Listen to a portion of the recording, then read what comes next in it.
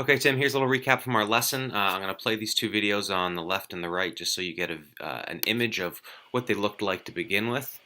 And then we'll talk about what we talked about in our lesson and what we need to work on. So we discussed a little bit about power in your swing, how to create a little more speed, and some fundamental things on what you need to do to optimize your power. And the first thing that we talked about was the travel of your glove. We noticed that your glove, like everyone else's, starts right down here, and as you take it to the top, it makes an arc or a length of backswing somewhere about here. So we talked a little bit about the possibility of raising the arms a little higher, trying to get your glove to a higher point in the swing, perhaps somewhere all the way up here or higher. But we worked with this position in terms of your sequence on the downswing. And what we wanted to do was raise it up as high as we could and try to feel as though that it stayed up for longer on the downswing so that we can get the lower body to do its thing before the arms start to drive down. Because we can see in your motion here that as you start your downswing, your arms are kind of leading the way. At this stage of your swing right here, I'd hope to see that your shoulders are on a tilt a little bit more this way and the chest a little bit more open. So the arms are ahead of the pivot in the golf swing, which kind of is evident when the lead arm separates from the body on the follow through, and then in the total finish position, once the body actually kicks in and rotates, then it kicks the arms into some power and some speed, and they usually finish very far behind the player's back. So that's just a sign that the arm speed happened early in the swing, forced the body to stop, so when the body finally kicked into gear, it flew the arms an extra little bit of distance. So when we play it over here from the other side, we can get a little bit more of a visual of how far the arms do go back in your swing. Now, the way you take the club back, I think, is great. It's not so much the mechanics of it, it's the road you take. We want to take a bit of a longer road. So we can see that you get a great amount of depth to the swing so that the hands get well distanced from the target line. That's a good thing. But I'd love to still see if we can feel like these arms get a little bit higher.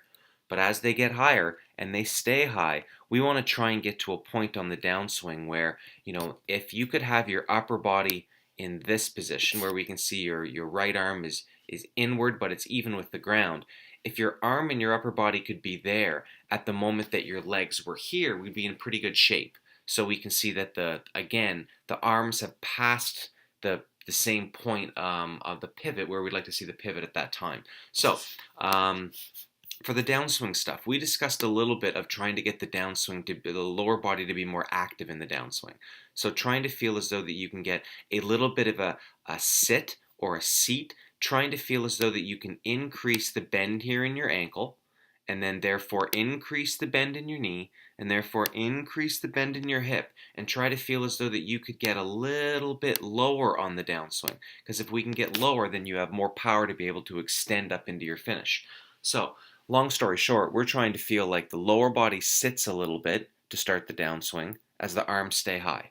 And then from there, try and feel as though that you can finish all the way into your finish position right here. Let's stop it in a good spot. Right about here. So your arms are just slightly above your shoulder line. The club is up, but we're going to still work on trying to feel like, I'm going to make this line bigger, this yellow line.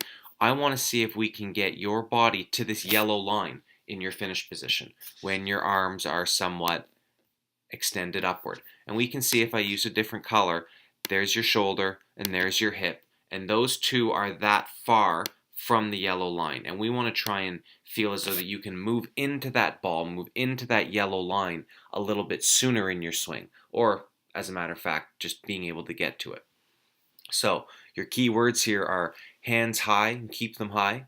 We want to feel as though that as they stay high that you're getting a little bit of a sit down to your tailbone, bending your knees, getting a little bit lower, and then from there trying to drive yourself into a finish position that gets your knee, your hip, and your shoulder all on your left side more forward. It's going to give us the visual of rotation, but you're just going to feel like you move straight forward. So I hope this video helps for the next time you hit balls and have a practice session, but keep me posted on your progress. Thanks.